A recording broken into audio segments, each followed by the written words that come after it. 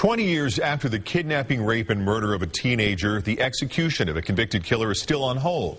Roderick Nunley was scheduled to be put to death this morning at 12:01 for the 1989 murder of 15-year-old Ann Harrison. Naja Sherman spoke with the victim's family. She joins us now with the latest. Naja? Mark, more than 2 decades after a Kansas City teenager was kidnapped, raped, and killed, the death sentence for her killer has been postponed again. Ann Harrison, just 15 years old, was standing in front of her driveway waiting for the school bus. Police say 2 men, Michael Taylor and Roderick Nunley, came by, forced her into their stolen car, raped her, and killed her. A judge sentenced the men to death. But Wednesday, Roderick Nunley escaped his fate. The state couldn't get a federal appeals court or the U.S. Supreme Court to lift a stay issued Monday on Nunley's behalf by a Kansas City federal judge.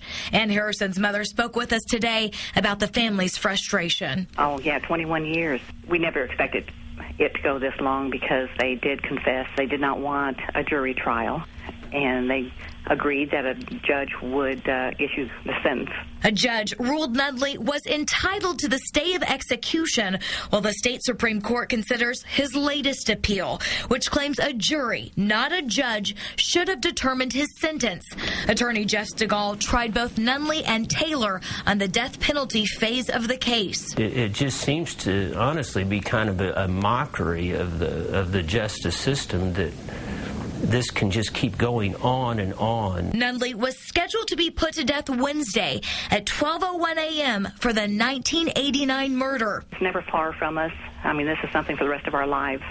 You know, whenever family gets together, any special occasions, you can't help but think, wow, Ann would have loved this.